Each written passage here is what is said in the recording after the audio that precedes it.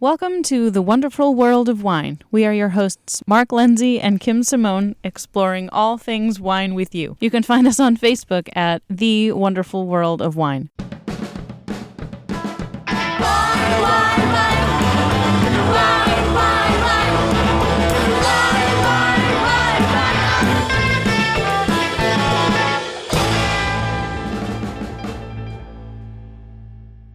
Welcome to the wonderful world of wine. We are your hosts, Mark and Kim. And today in studio, we have our guest, Jim Derick, who has a radio show here on Franklin Public Radio called Chapters. How you doing, Jim? Doing great. Thanks for having me. Excited about today's show. Excited to drink a little bit of wine. Well, Jim had talked to us a few times about his interest in learning about wine tasting. So we thought this would be a great show to bring in some wine. And yes, we do have wine here, right, Kim? We did bring some wine. I can attest to that. So first, Jim, I'd just like to thank you for your community service with the Safe Coalition. I know a few times I had reached out to you and you would help me refer some friends and get some help. And thank you for all you do for the community. Well, thank you, Mark. A lot of people don't know. And thank you also for making me laugh every week with Frank's Music, the show you also do. Great show, and I've learned a lot about music, and you seem to have a great time with him in the studio. Frank's a great guy, and he brings a lot to the table. He's a fascinating guy. Got a great show. So, Kim, first, one of the questions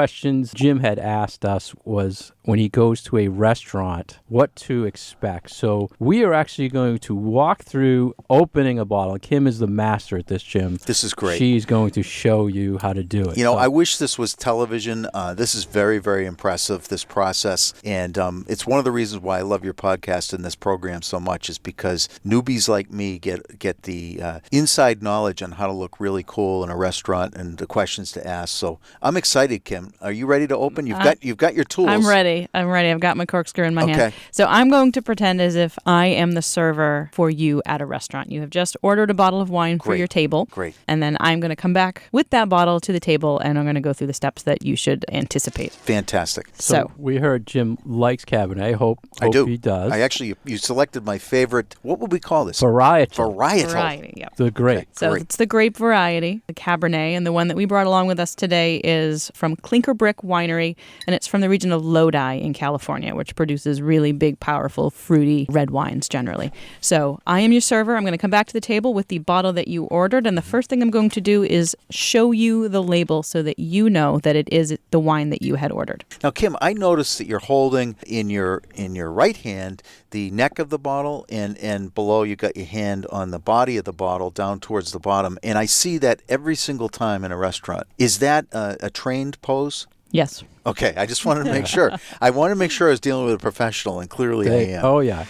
You have to see the label of what you ordered. So you ordered Clinker Brick. Yeah. She's showing you. Hopefully, you ordered the 2014. So that's what she's presenting. And I'm nodding in the affirmative. And I will now open the bottle. Watch out, because it has a knife on it, too. It does. So really? I am using, this isn't television, this is radio, so I'm only just going to have to describe it for you, but I am using what is called a waiter's key, which is my favorite type of corkscrew, but it is a little bit harder to use if you don't necessarily have the experience with it. So a lot of people will keep one of the corkscrews that have sort of the wings that go up that you twist down, which also can be easier, but it destroys the cork a little bit more. This is a little bit user-friendly for the cork itself. So it has arm, it has a knife, and it also has what's called a worm, which is the part that actually drills down into the cork.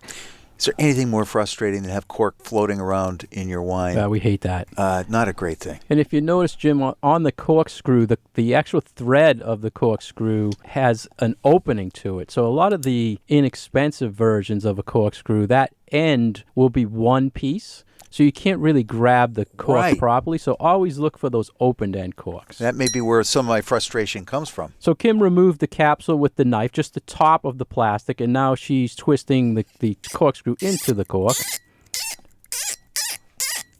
Excellent. And removing. Hopefully she won't spill it all over the studio. You can splash Jim. That's okay. There we go. And we caught that. That's great, good. Great. Now, it's open, Kim. Is there any length of time that you have to, let it breathe? Not in its current state. So when you pull the cork from a bottle and then you just put the bottle down, not a whole lot of oxygen is getting into that bottle. So when you are opening a bottle with the purpose of letting it breathe, so getting air and getting oxygen mixed up in that wine, you really need to pour it into a different vessel in order to get that moving.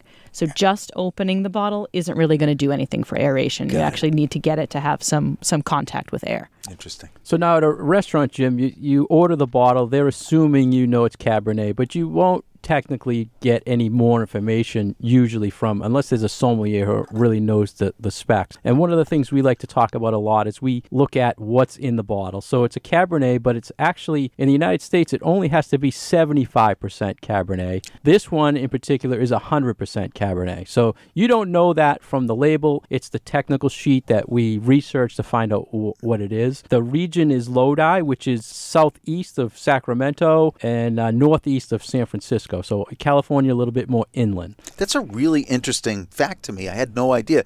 So I can, in the United States, drink up to a 25-75 blend and still have it be called Cabernet or some other varietal. Yeah, and you don't know what that other 25% is. Okay, so if I'm interested in the mechanics of that wine, it would be incumbent upon a sommelier or some other wine expert in the restaurant to give that information to me if I was to ask. Correct. And if, as we go along, if you like this style, which is 100% Cab, then when you go to get another Cabernet, you would say, I like Cabs, but I like 100% Cabernets. So also a little bit of information. This wine is aged in French oak for 16 months. So that could also be another characteristic that you may pick up where you like the style of a Cabernet that's 100% that's in French oak. So keep that in mind as we go. So I've removed the cork from the bottle, and I have handed you, because you were the person who ordered the wine at the table, the cork for you to really not do anything with. Right. There is nothing there you really need to do with I have that cork. listened in the past, and I'm matching and making sure this is a clinker brick winery cork, which indeed it is. Right. So this one's cool because it actually says on the cork what the so what it matches the bottle, number one.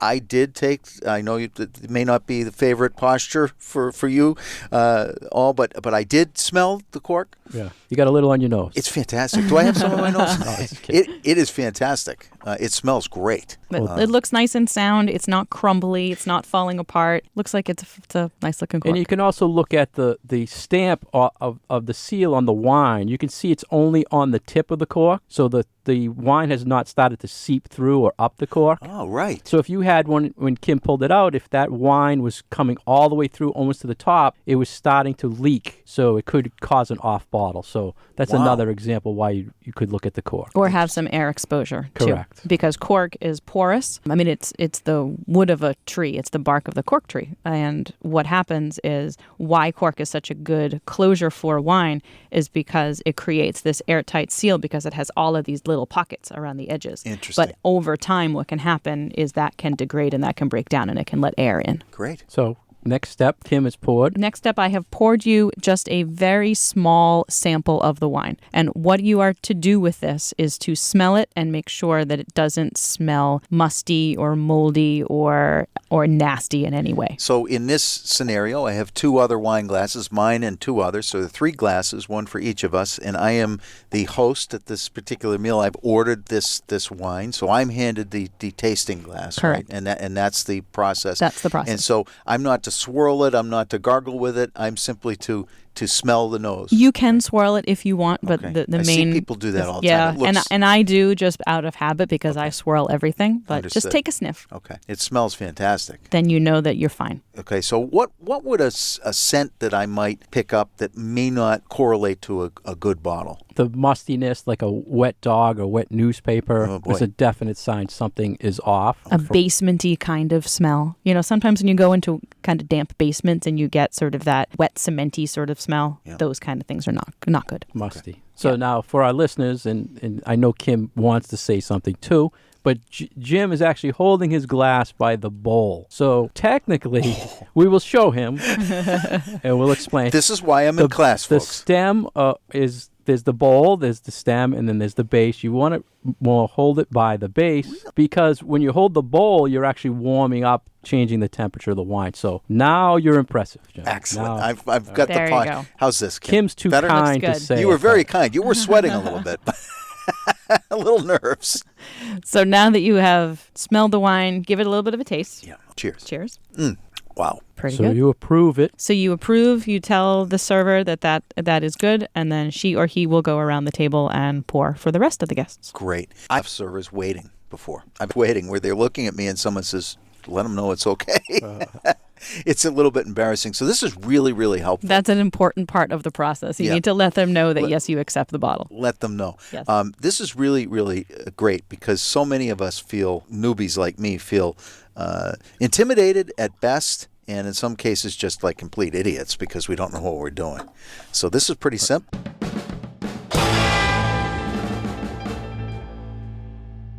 You're listening to The Wonderful World of Wine. We are your hosts, Mark Lindsay and Kim Simone. Today we're joined by Jim Derick, the host of Chapters Radio. You can find him on chaptersradio.com. You can find Kim on VinitasWineworks.com, and you can find myself on FranklinLiquors.com. So Kim has just gone through the process of presenting the wine to Jim. He tasted it and approved it. So now we all have our wine in front of us. So Kim, let's walk him through the tasting process. So this is the second half of a very interesting question that Jim had asked us earlier about not only what do you do in a restaurant when you are the one responsible for ordering the wine, going through the wine presentation and approving it, but then when you're in a setting of doing an actual wine tasting, what is that all about? What is the appropriate etiquette? What is the appropriate procedure? So we're going to walk through generally how we do tastings with our wine club, the Franklin Wine Club. So wine tasting is all about using all of your senses and then also engaging your mind in the experience of tasting wine. So we want to look at the color, we want to smell what is in the glass, we want to pay attention to what it tastes like, and then how the wine finishes, and then we have to think about it and put all of those things together. So right off the bat, let's just look at the color. So we tilt our wine glasses, try to put it over something that is white or light colored.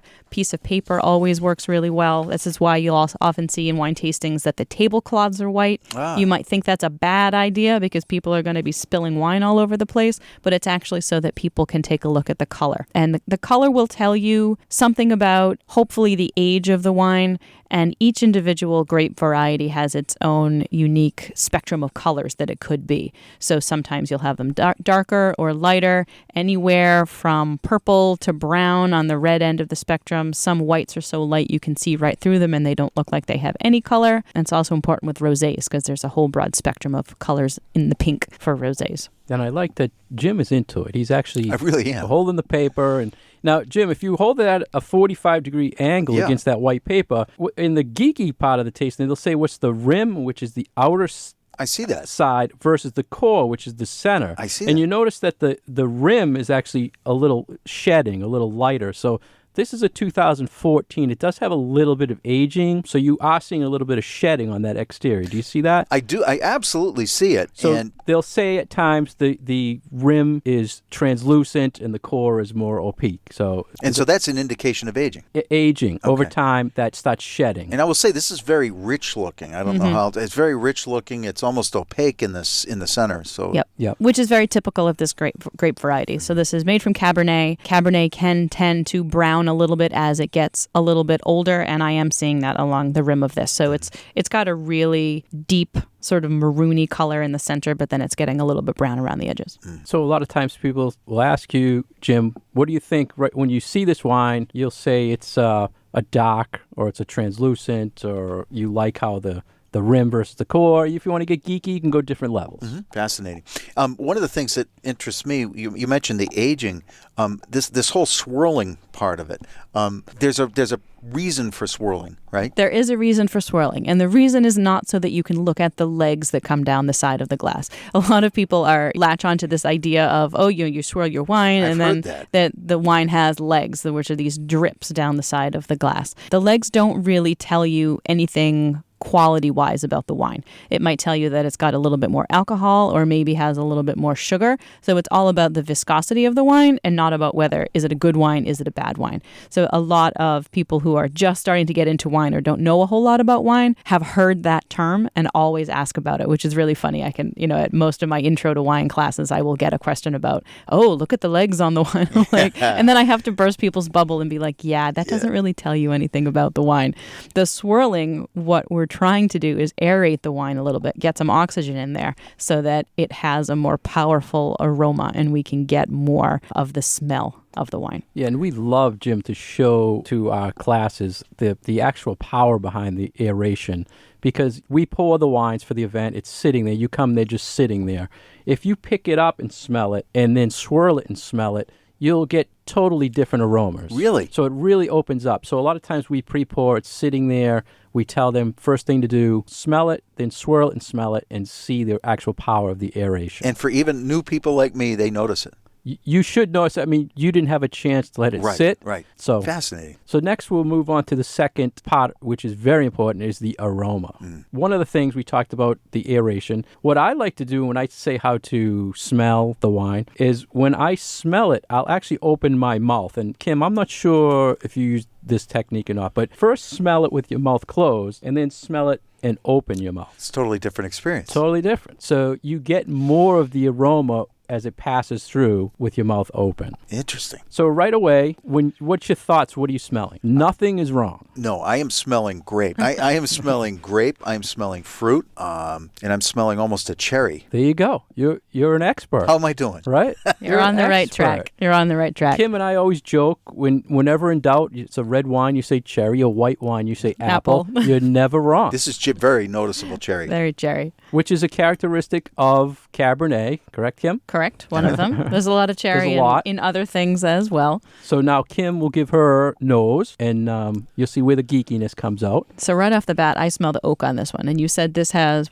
16 months in barrel? 16 months in French oak. In French oak. So I am... more than the fruit, I am getting the oaky quality, and that is hitting me as like a spicy kind of an aroma. Do you smell any wood or oak or sawdust or anything like that? I most definitely smell oak. Yeah. And this is also like almost like a sawdusty or a cedary kind of a smell. Like, when you open a cedar chest and you get that smell, that's what I'm getting out of this. A lot of it for me is once someone says something to you, a light bulb goes off. Just read my mind. So, and that's a good thing about wine tasting, but it's a bad thing because people will present you a wine. They say, oh, you're going to smell this, this, and that. And you can't make your own opinion usually because they already put it in your mind. And that's somewhere where we have to be careful. I was just going to say, it sounds like a bit of a social faux pas for someone to sit there and insert all of their observations before somebody's had an opportunity. Yeah, it right? can be. It can be. It kind of sounds like a buzzkill, if you will. Takes the fun away. Yeah. And when Kim and I go to events, a lot of times they'll pour the room. If you sit in the back of the room, there's already people talking by the time the wine gets to you. So it kind of, for me, it ruins it. So. Because we can all be influenced, no matter what our level of experience is. If we hear that someone else is saying, oh, this reminds me of blah, blah, blah, blah, we're all like, oh, yeah, I get a little bit of that. But we kind of walk a fine line because on the one hand, we're trying to let people have their own experiences and use their own palate, use their nose to come up with their ideas of what this wine is saying to them. But on the other hand, we want to be a little bit of a guide and we want to help people to understand what might be going on in there so that then they can develop the appropriate terms to use next time and going forward. So I don't want to unduly influence people too much with what the tasting note is or should be. But on the other hand, we're still looking at ourselves as teachers. So I get that oak, I get that spice, and I get, for me, tasting a lot of wines from Lodi, I get Lodi fruit. It's the cherry, it's the black fruits, but the region in California, for me, this is classic Lodi fruit. So if I was presented this not knowing in a blind tasting, this stands out as Lodi fruit. Do you get that? So do you get the same profile of Lodi fruit, whether it's Cab or whether it's Zinfandel? Pretty much. You do. I get this almost smokiness or toasted note. Because I don't get the blackberry raspberry that I would expect if this were Zin from Lodi. So Lodi is a much warmer growing region of California. So that's primarily why they are a red wine growing place. There's lots of heat, there's lots of sunshine. The grapes get to ripen to full maturity or even beyond. So you expect that the fruit is going to taste really ripe, as if you had just picked a sun-ripened blackberry that was still warm in your hand and really juicy. Like that's what fruit you should be getting out of these really warm climate places, regardless of the grape variety. I want people to know that I've been sitting here swirling since you mentioned And you that. haven't been able to taste it I yet. haven't stopped. And I just put my nose back to the glass, and spice hit me right between the eyes. And I didn't pick up the spice when I initially went to the nose. So to Mark's point earlier, that just illustrated for me what aeration can do. More it opens up and sits there, it will change. It will evolve. I'm getting coffee now, too, and on the nose. This is the interesting thing, Jim, is we've all explained different things. Yeah. And that's the great thing about wine. So there might, out of the three of us, someone might hate that. Right. And you love it. So you have to appreciate what everybody's taking from the wine. And one thing I just wanted to interject for the novices out there that are listening to us, we're talking about all of these terms that we're smelling. We're smelling cherry, we're smelling spice, we're smelling coffee. Those are not additions that are put into the wine. This is solely made with juice of the grape and yeast that has been added probably, and then aged in oak barrels. So there's no coffee that's been added. There's no blackberry that's been added. Sometimes that is one of those wine questions that people are afraid to ask, especially in a beginner class. But all of these flavors and aromas that we're going to be talking about just come about from the magic of fermentation and what happens when that yeast ferments the grape juice and the chemical changes that take place during that.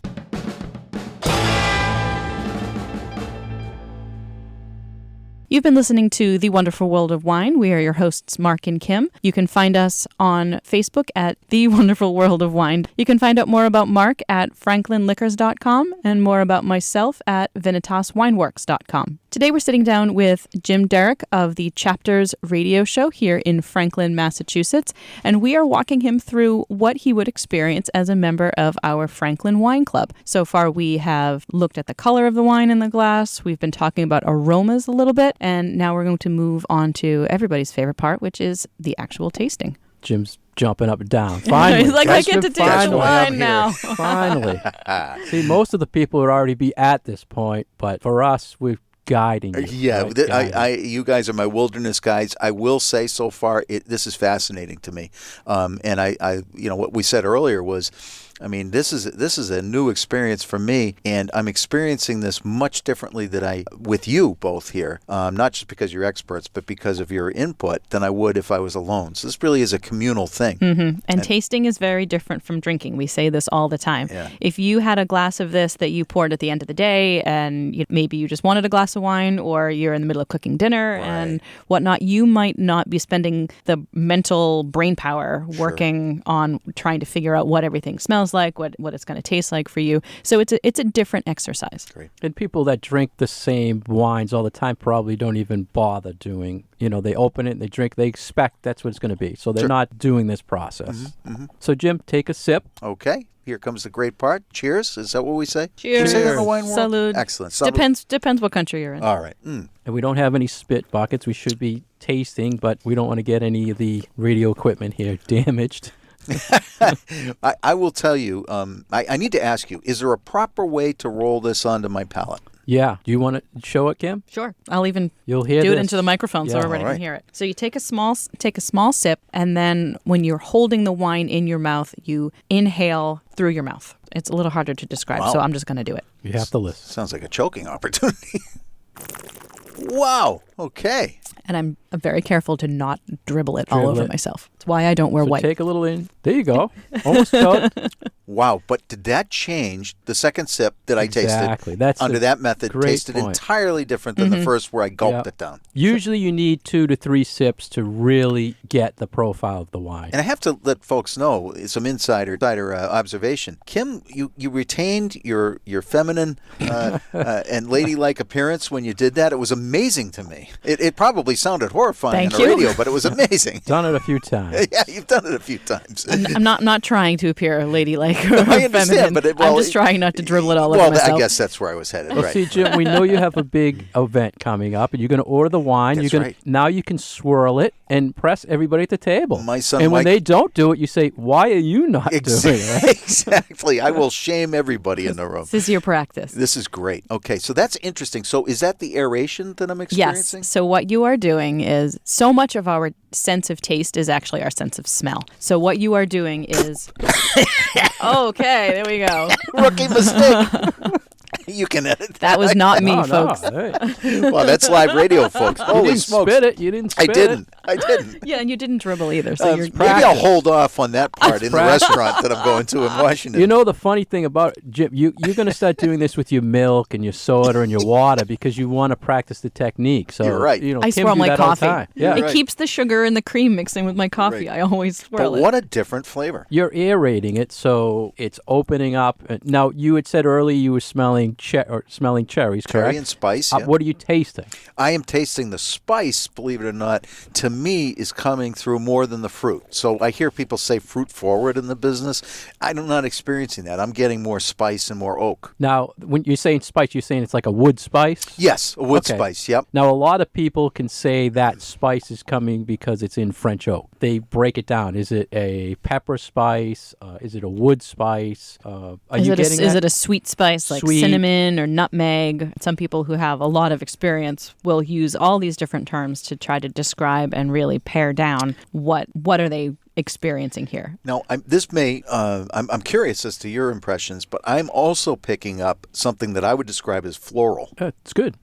which to me would not perfuming. I don't want people to think perfume like a strong, unsatisfactory flavor, but it's more floral. On your palate? Yes, now, or- on the yeah. palate, So yeah. like a violet or... Yeah, that violet. Yep. Yeah, thank you. That's I one get that a lot. of those very classic aromas or flavors that go hand in hand with Cabernet Sauvignon. Mm-hmm. So each grape variety, I like to describe them as like we're very familiar with different varieties of apples. You know, you might like Macintosh apples or Mm-hmm. Sure. Granny Smith apples or whatever. Grape varieties are the same thing. So they're all slightly different variations of all the same species, but they all have their own unique attributes. So different grape varieties will have different flavors that just you would naturally find in that grape or in the wines made from that grape. And one of the ones that goes along with Cabernet is violet. So you kind of are expected to find a little bit of a floral note in the wine. You might be a better wine taster than you think you are. I don't know. This is fascinating to me. What were you getting on the palate, Ken? I'm getting more oak. Oak. Yeah, I still think oak. because this has a few years on it, and usually wines from these really hot growing climates are really flashy when they're young, and then they sort of fade as they get a little bit older and they don't last too long. This, I think, is drinking at a really nice point because it's not super jammy, but it's still got some nice acidity and balance to it, but it's losing for me a little bit of that primary fruit, so I'm getting a lot more of the wood. See, I was waiting for the B word, Jim. She walked right into this because we always talk about balance. And when we talk about balance in the flavor, we're saying you're not getting a lot of oak, you're not getting a lot of fruit, you're not getting a lot of acid, you're not getting a lot of alcohol. They're all kind of balancing out. So I'm glad Kim said that because it does have the smoothness or a balance to it. Yeah, and what sort of surprised me, I just looked at the alcohol content. This is telling us that it's a 15% alcohol, which is on the higher side. Mm-hmm. You know, we usually like to look at 12, 13, 13.5%. This one is saying it's 15 and does not taste hot or boozy to me at all. I was just so going to say, that's I'm one not of those fighting, things. as you said earlier, I'm not fighting it. This is a nicely balanced wine with the alcohol balanced with the flavors and the aromas and the wood. For and the anybody fruit. that's listening, that I would just say this: I'm a complete novice when it comes to tasting wine. This is my first experience ever with professional wine tasters, and I can tell you that not only is this a fascinating process to go through, but with confidence, I would buy this wine. First of all, I enjoy it. I can tell you that. And I would buy this wine, and I can already taste what I would eat with it and what I wouldn't. You're also tasting it in good company, so that helps too. That does help. The company's fantastic. So for me, this is something I would want to have steak or red meat with. It's not something I'd necessarily, for me, pair with fish or something that was lighter. I think this would be great with barbecue. Barbecue. So anything that has those big woody aromas Great. and big woody flavors, Yeah. I like with barbecue. It plays off putting those two things together really well. So now, Jim, you've had Cabernet before, I have, correct? Have yeah. you had $10 Cabernet? Yes. Compare a $10 Cabernet to this Cabernet. Do you think it's $10 Cabernet tasting If or I- different than what you've had in Okay, the $10 level? So in my opinion, if you were to ask me what the sticker price on this wine was relative to a $10 Cabernet, I'd say this would be at least double the cost. Wow. Maybe 2.5 times. You're good. It's $20. Okay. Double. Just what's different than the $10 Okay. So Cabernet? So again, from the novice's standpoint, to me, this is a richer. And when you said balanced. I love that term because I can get my arms around that. I'm not fighting anything in this. It just is very pleasing and even, if you will. The alcohol isn't forward. The spices aren't just, that's not the only thing I'm picking up. I can, everything seems to be in balance. Yeah. Does that make sense? All of the parts work together. Whereas me, some of the $10 Cabernets that I've had in the past, I've been fighting something. It's oh, that one's spice forward or whatever. When I describe a wine like that, I say that it has elbows. Like there's one part that sticks out a little bit farther and kind of gets you in the ribs. Did I nail the price point? You did. Really? And I think that's because you learned from us, right, Kim? Well, clearly, There right? you go. We spent some time together this morning. I'll tell you this. I would happily pay $20 or $25 for this bottle. And that's, the whole thing for wine education, what is the difference? Unless you tasted, if you're always drinking a $10 Cabernet, if you never tasted a $20 Cabernet, you don't know, you haven't experienced what the difference. Why is it double the cost? This one is double the cost because the production is less. They're using French oak for a certain amount of time. There's a cost involved to that. They're using 100% of Cabernet, which is an expensive grape to grow and to make. So that's the difference. And I'm so happy you understood that. I do.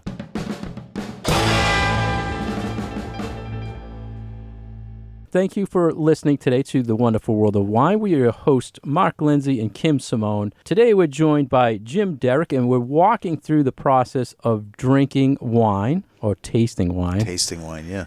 You can hear Jim on his show at chaptersradio.com, and you can find Kim on vinitaswineworks.com, and you can find myself on franklinliquors.com. Now, Jim, during the tasting here, what did you think when this wine was on your palate? Was it heavy? Yes. Was it light? So it's heavy. It's heavy to me. Okay, Yep. So when we talk about weights, we talk about body, and Kim and I like to promote this as, think of it as milk. Yes. Skim milk would be light body, whole milk would be full body. So this grape, Cabernet, is a heavy, full body grape, so you're actually tasting that. But I think I love what you just brought up because milk, those two types of milk, skim milk, say with its fat removed, and whole milk, it's the texture. And to me, the texture of this, I would describe as not syrupy, but it's heavier. I can feel the mouthfeel. It's heavier. So I think there's more than just flavor, right? For me, it's texture. I'm glad you brought up the word texture because that's the exact term that we use when we try to differentiate for people, what it tastes like in your mouth, but then what does it feel like in your mouth? And there are different terms that we use to try to describe those to people. And I do like that Mark has landed on that whole milk analogy because that really works for people. But then there's the acidity. Does it feel mouth-watering for you, or is it the opposite? Does it dry your mouth Glad out? you said that because I just had thought before you said that this was savory was the thought I thought because my mouth actually almost like if you had a steak in your mouth and you really couldn't wait for the next bite. And we haven't even talked about tannins yet, so that's another part of the texture as well. That's what you're getting. And as this evolves here, I'm getting more and more of the tannins coming out. Are you, Kim, on the finish? Yeah, I was. What is a tannin? How do I know when I have one?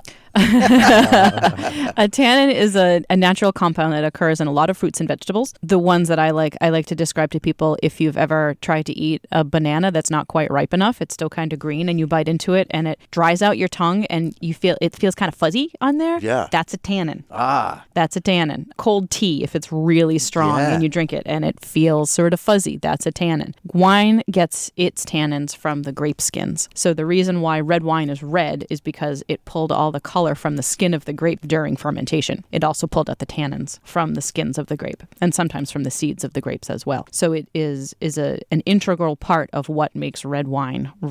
And so it's that drying sort of, sometimes it comes across as fuzzy or silky or velvety or dusty. Those are all different terms that people use to describe the feel of the tannins from the wine on your tongue. So Mark, how would you describe the tannins that you're experiencing? I'm detecting tannins because it's dry to me, but they're not overpoweringly. Like sometimes which we'll go through in the next process, but when you swallow the finish, it lingers there, but the tannins kind of went away quick, if that makes sense. This one I would describe as, this one strikes me as dusty tannins. I would call this one dusty tannins. I love how you guys draw these metaphors between things that we commonly do, like a ripe banana, a non-ripened banana, because that gives me some frame of reference, and I can tell you that I'm not getting a tannin heavy tannin It's not representation super in heavy. this wine. I actually expected it to be heavier, and I don't know if it's because of the age or because of just how ripe the tannins were. Usually if you're using a grape that is really, really ripe, you're going to get softer tannins because they soften out as they get riper. Interesting. So there's 5 actual stages of wine tasting, Jim. We've covered the look, the smell, the taste. The next part is once you swallowed it, what is the finish like in your mouth? And we've kind of already hit a few of these points. You said a little bit of tannins, a little bit drying. Anything else when you finish swallowing that sticks out to you? So it's the mouthfeel that you're left with, the mouthfeel, the flavor that you're left with? And the flavor that you were getting, are you still getting it after you swallow for any length of time? Okay, so I would say yes. I'm getting a long, in other tasting worlds, they call it finish. Correct. Is that what it's called here? Mm-hmm. Correct. So for me, I get a very long finish on this. Which is a good indicator of, you could say, quality, because a lower quality Cabernet, you just swallow it, you get buried, and it's gone. But I haven't tasted other wines, so for me, it's relative to what? I don't know. Right. Well, you've had Cabernets before. I have. So, yeah, and this one really lingers well, and I enjoy the flavor that I'm But you bring up a good point. Like, a lot of it is based on your own experience. So if you haven't been doing a lot of this, you don't have anything else to compare it to. So how would you know if this has a long finish? And that's why it's important when we talk to people about learning about wine, that it does take a little bit of time for you to build up sort of a repertoire in your mind of your tasting notes and your experiences with wines. So the final process of tasting is just overall, what did you think? Boy, I'll tell you what, I'd go and buy this bottle right now. See, that's good. This just Can't get any better chose than a good that, one to bring. right? I got to tell you, you guys hit the spot directly.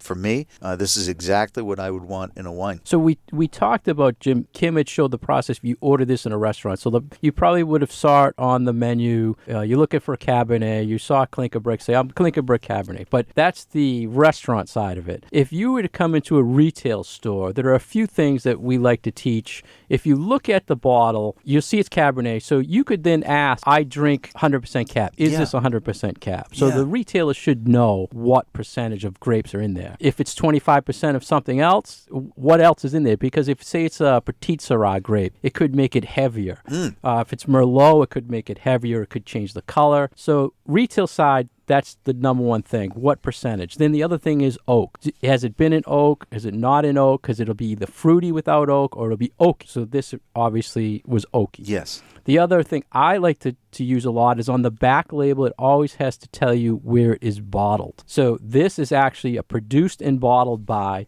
and it'll give an address. So if you're on your phone, everybody nowadays is in a store, they're on their phone, they're taking pictures or they're searching. If you search that address on Google Maps, it will come up with an actual vineyard. So if you try this with most wines that are, say, a $10 bottle and you put in that address, it'll come up with some sort of industrial park or a huge corporation. So you can also tell from that a price range. Why am I paying $20 for this? Because it's a small vineyard. I know it's a small vineyard. I know they're producing it themselves. So tips like that you can get in retail that you'd have to ask a sommelier or someone in a restaurant. So, I mean, Kim has other tips that she likes to say when she's purchasing, but those are my main things for retailers. We do a lot when it comes to labels and reading a label and what can you tell from a label. Often Mark will take the domestic labels and I will take the European labels because they are two completely different topics.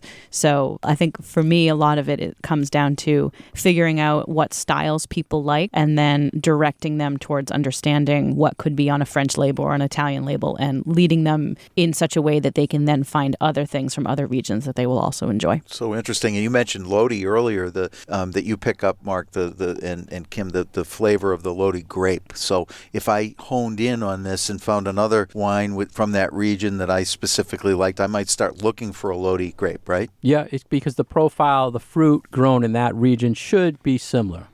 One other question. I'm out, you give me great information about being in a retail establishment. I'm out at a restaurant and I'm looking through the by the glass list. How do I know, or even by the bottle, how do I get a sense as to what's reasonable to pay for a bottle and whether I should order it? We talk about that a lot. There is a standard calculation for cost in restaurants. So typically a glass of wine costs what the restaurant pays for the bottle. Wow. So if you pay $10 for a glass, they probably paid $10. So if they open and only pour one, at least they got their money back. Now, this bottle retails $20. If it was on a wine list, it's usually 2 to 3 times retail plus $5. So you're talking between $35, $45 range. So now you'd have to know, say you've bought this in retail, you know you paid $20. Is it worth it to you to buy it in the restaurant at double, triple the price? So a lot of times restaurants have allocated wines where they can only get at a restaurant. So you can ask them that. Is there, I'm in Cabernet, I'm looking for 100%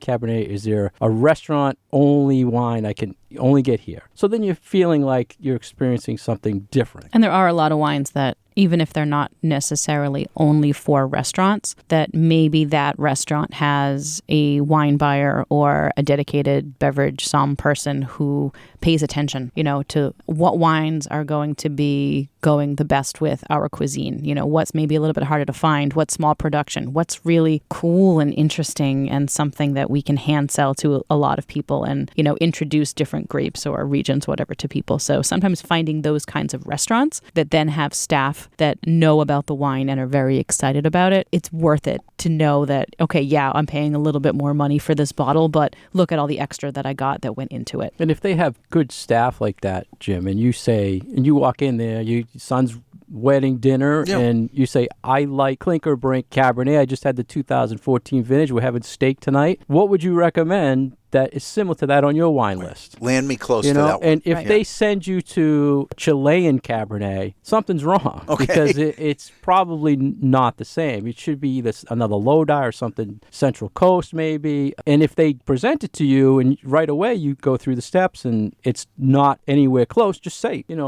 I've had Lodi Cabernet. Something's different here. And that's acceptable to do. Of course. Yeah. That's why you're going through the whole process. Fantastic. So take advantage of that. Well, thank you, guys. I am a much more knowledgeable consumer, and most importantly, this is a lot of fun. Isn't it? Yeah, it really is. We've had fun. Well, thank you for asking so many wonderful questions, because what we love to get to people at the level of their knowledge and then build off of that. So having someone with us today who is able to ask us so many good questions that then we could hopefully then educate our listening audience was really great for us. A lot of fun.